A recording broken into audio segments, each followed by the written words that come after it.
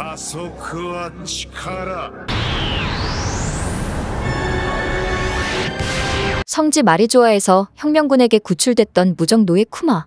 하지만 갑자기 쿠마는 혁명군 기지에서 어디론가 향했고 쿠마가 향한 곳은 마리조아 및 레드포트로. 이렇게 등장한 쿠마는 결국 레드라인을 기어올라 천룡인이 사는 성지 마리조아 안까지 침입합니다. 이에 경비병들은 쿠마를 막아보려 하지만 쿠마의 폭주를 막을 수가 없다며 쿠마가 어딘가로 가려 하고 있다 말하는데 그 순간 쿠마는 우르수스 쇼크를 사용해 경비병을 제압하고 이에 해군 원수 사카즈키가 등장해 쿠마에게 뭘 하고 있냐며 며칠 전 혁명군에 이어 역사적인 파괴 사건이라 말하죠. 이러한 상황에 천룡이는 믿을 게 못 되는 병사놈들이라며 사카즈키에게 어젯밤 디너에 랍스타를 원했는데 품절이었다며 이런 일은 처음으로 마리조아의 식량이 어떻게 된 거냐 묻고 이어 지금 우리는 다쳤다며 지금은 노예일 뿐인 폭군 쿠마를 얼른 처형하라 명령합니다. 이에 사카즈키는 쿠마에게 이쪽에서 제어할 수 없다면 너 같은 위험한 녀석을 돌아다니게 할 수 없다 말하고 죽은 자나 마찬가지인 네가 어딜 간다는 거냐며 쿠마에게 명구를 사용합니다. 사카즈키의 공격에 쿠마는 피를 흘리는데 이에 쿠마는 재빨리 일어나 도망가려 했고 이를 본 사카즈키는 쿠마의 발목을 공격했지만 쿠마는 도톰도톰 열매 능력으로 그대로 날아가 사카즈키는 쿠마의 딸 보니와 나눴던 대화를 회상하며 의지도 마음도 전부 잃은 인형이 도대체 어디로 가는 거냐 안타까워하죠. 장면은 신세계 에그헤드로 바뀌는데 해군들은 파시피스타와 함께 해수병기를 전부 파괴한 후 에그헤드를 점거하기 위해 공장층에 상륙하고 대장 키자루는 구름 위 연구층에 돌입했다 알립니다. 그 와중 연구층에 돌입한 키자루는 자신에게 돌진한 루피를 상대하는데 루피는 기어 포스 스네이크 맨으로 변신해 키자루에게 무차별 공격을 이어나갔고 이에 키자루는 확실히 카이도를 무찌른 남자라며 자신이 애를 좀 먹겠다 당황합니다. 이어 키자루는 루피에게 해적인 네가 베가펑크를 지키는 건 어떻게 된 상황이냐 묻고 키자루의 말에 루피는 그건 내가 물어보고 싶다며 왜 너희들이 사과 아저씨를 죽이고 싶어 하는지 물어보죠. 이에 키자루는 죽이고 싶어 할 리가 없다며 루피에게서 멀리 달아나는데 이에 루피는 키자루가 어디로 날아간지 몰라 당황하고 멀리서 키자루는 베가펑크랑 오래 알고 지낸 사이기에 죽이고 싶어 할 리는 없다며 방해하지 말라 말한 후 빛의 속도로 날아가 가속의 힘으로 루피를 차버려 루피는 그대로 프론티어 돔 베리어로 날아가죠. 이어 키자루는 도망가는 베가포스 1을 보며 베가펑크가 베가포스 1을 만들었던 걸 회상하지만 회상도 잠시 키자루는 베가포스 1에게 레이저를 날려 베가포스 1은 그대로 파괴됩니다. 이러한 상황에 릴리스와 프랑키는 키자루에게 분노하는데 보니를 본 키자루는 제법 많이 컸다며 요즘 애는 성장이 참 빠르다 말하고 베가펑크를 원망하고 있냐 물어보지만 이에 보니는 내가 노려야 하는 상대가 바뀌었다며 적사 찌르기란 기술로 키자루를 공격합니다. 하지만 키자루는 보니의 공격을 쉽게 피한 후 임무 이외의 일로 지인에게 상처를 입게 하지는 말아달라며 보니를 그대로 프론티어 돔 밖으로 던져버리죠. 이에 프랑키는 키자루에게 레디컬 빔을 날리려 하지만 키자루는 빛의 속도로 사라졌고 그 순간 연구층 사령실에서 베가펑크는 프론티어 돔을 해제할 코드를 풀어냅니다.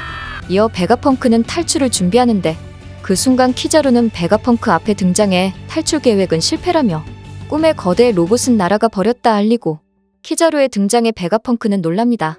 그리고 키자루는 이건 나도 괴로운 임무로 오래 끌고 싶지는 않다며 베가펑크를 암살하려 했지만 그 순간 기어 피프스, 니카 모드가 된 루피가 키자루를 한 손에 쥐며 뜨거웠다 말하고 루피의 니카 모드를 본 키자루는 당황하는데 니카로 변한 루피의 심장 소리와 함께 잠들어 있던 거대 철거인이 깨어나는 장면으로 원피스 1126화 애니는 끝이 납니다. 이번 화에서 키자루는 베가펑크를 암살하는 데 있어 자신은 베가펑크를 없애고 싶지 않다 말합니다. 그 이유는 베가펑크가 키자루의 절친한 친구였기 때문으로 과거 키자루는 베가펑크를 감시하라는 세계 정부의 명에 따라 펑크해저드부터 베가펑크를 감시하게 되었지만 이 일로 베가펑크와 친구가 되어서 일이 없어도 베가펑크와 만날 정도로 친해지게 되었죠. 이에 키자루는 베가펑크가 에그헤드로 이사를 갔을 때도 오늘은 다른 날과는 다르게 일이 있어서 왔다며 에그헤드가 펑크해저드와는 다르게 춥다 말한 후 해적과 몰래 협상하는 건 위험하다 알립니다. 이에 베가펑크는 키자루에게 시끄럽다며 너의 그런 점이 싫다 말하고 키자루는 베가펑크의 말에 이게 내 직업이기에 이해해달라 말하죠. 이어 키자루는 베가펑크, 쿠마와 연락하는 오로 성 세턴과의 통신을 지켜보는데 세턴은 쿠마가 클론병의 소체로서 우수할지라도 쿠마는 현상금 2억 9,600만의 이름을 알린 해적으로 그런 남자를 클론병으로 보유했다간 해군의 체면이 아니라면서 추가 조건으로 바솔로뮤 쿠마의 왕화 칠무에 가입을 제안하고, 두 번째 조건은 쿠마가 인간 병기가 되는 것이라 제안합니다. 이에 쿠마는 몸을 개조받으라는 거냐 묻지만 세턴은 그렇다며 칠무에로서도 그런 특성은 해적들에게 큰 공포가 될 거라 말했고, 키자루 또한 해군으로서도 그쪽이 좋겠다 거들죠. 이어 세턴은 쿠마에겐 혁명군이라는 전과가 있다며 그런 전력이 세계 정부를 향하게 되면 곤란하기에 세 번째 조건으로 최종적으로 이성과 자아를 전부 완전히 지우는 것을 제안하는데, 이러한 세턴의 말에 베가펑크는 그건 죽으란 소리라며 사이보그에서 사람의 의지를 빼면 그냥 로봇으로 내게 사람을 죽이라는 소리냐 분노합니다. 이에 세턴은 내 놈은 군의 과학자로 말대답할 입장이 아니라며 이 조건 세 가지가 딸의 목숨을 구하는 조건이라 말하는데, 이에 쿠마는 청옥린이란 병에 걸린 자신의 딸 보니의 목숨을 구하기 위해 세턴에게 고맙다며 나는 어떤 운명이라도 받아들이겠다 기쁨의 눈물을 흘리고, 이를 본 키자루는 충격을 받습니다. 또한 세턴은 보니의 수술은 반년으로 1년 정도면 밖에 나갈 수 있지만 쿠마의 개조는 최소 2년이 걸리기에 네가 완전히 자아를 잃게 되었을 때 보니에게 자유를 주겠다 말하고, 쿠마가 이를 어길 때에 따른 노예가 될 거라 하죠. 이에 쿠마는 보니를 절대 만나지 않겠지만 세턴에게 하나만 부탁할 게 있다며 보니에게 어떤 것도 알리지 말아달라 하고, 나중에 보니가 수술을 받고 난 후 보니가 살았던 소르베 왕국 교회에서 자라줬으면 좋겠다며 그렇게만 해준다면 난 절대로 딸을 보러 가지도 않고 당신들이 요구한 조건을 다 따르겠다 말해. 이를 들은 키자루는 쿠마와 보니를 안타까워합니다. 이렇게 키자루는 이들을 감시하기 위해 에그헤드에서 같이 생활하게 되는데, 모두 선한 마음을 가진 인물들과 함께 지내게 된 키자루는 매우 기뻐하며 니카 춤까지 추며 행복한 시간을 보냅니다.